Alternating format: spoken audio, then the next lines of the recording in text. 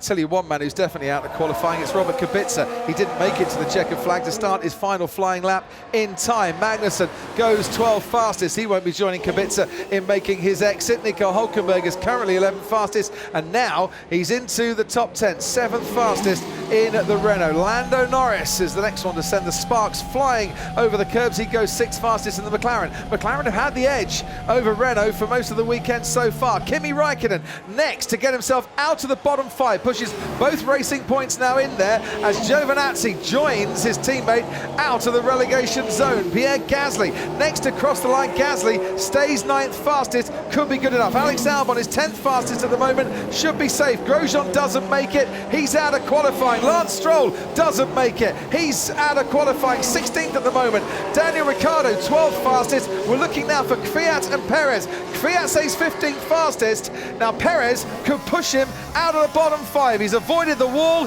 didn't do that in practice, will get a 5-place penalty for a new gearbox. Now needs to get himself out of the bottom 5 and does, right at the last moment. Pushes Danny Kvyat down into the drop zone along with Lance Stroll. Grosjean and the two Williams, Russell and Kubica, also out. Perez in 13th at the moment, the checkered flag he will see, and it's only 11th. He misses out by 4/100ths of a second, Sergio Perez. Kevin Magnussen misses out by 1.2 seconds. He's the slowest of them all out there. Carlos Sainz goes into the top 8.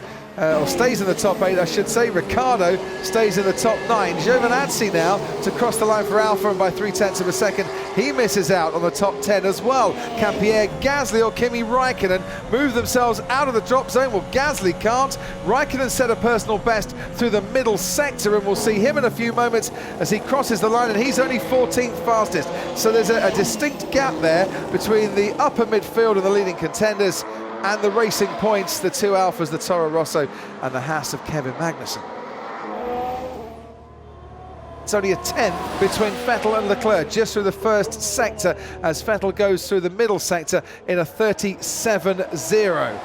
He's just got the Singapore track to himself here, where he has been on pole 4 times in his career before.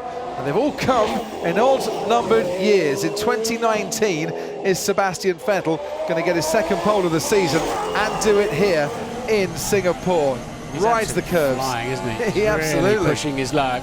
He's on a cracking lap, is Sebastian Vettel. This is going to set the benchmark. He's given it absolutely everything, and there's the time that they've all got to chase. 1:36.4. So one by one, they're all going to come to the line to see how close they can get to that time. Carlos Sainz can't, 1:38.6. That's going to be a little bit further down the pecking order in the top 10. Valtteri Bottas is a second behind Sebastian Vettel in the Mercedes. Attention then turns to his teammate Lewis Hamilton as Lando Norris crosses the line and is slowest of the 4 so far. Can Hamilton get anywhere near Vettel? He's a second down, like Valtteri Bottas was.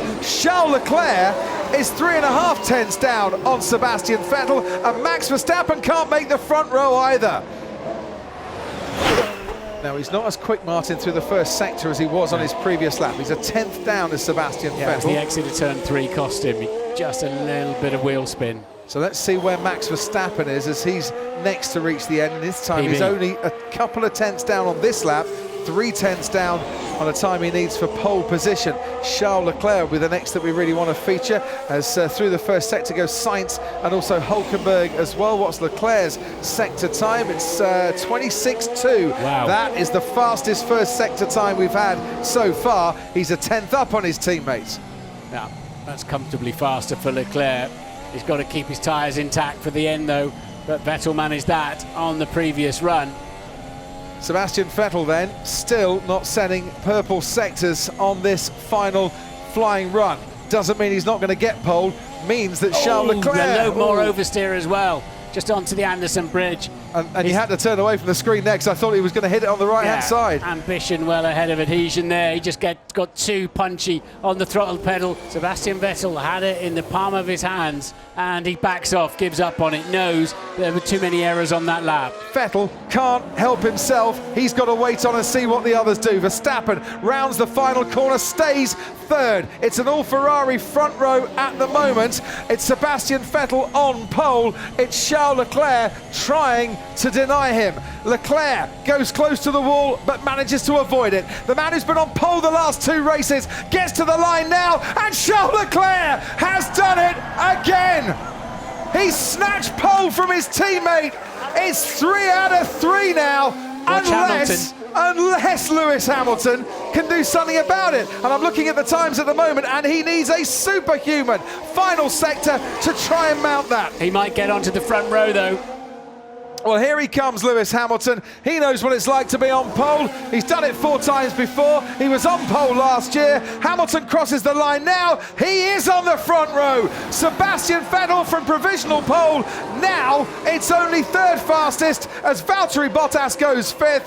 It is 3rd fastest for Vettel. Hamilton takes the front row, and Charles Leclerc has done it again. Pole in Spa, pole in Monza, pole in Singapore. Well done.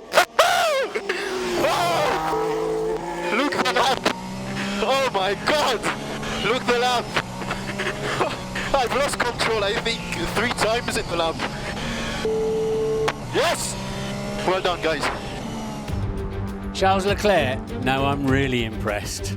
That's outstanding, isn't it? I mean, the track they were supposed to struggle on, and he smashed it. What a lap.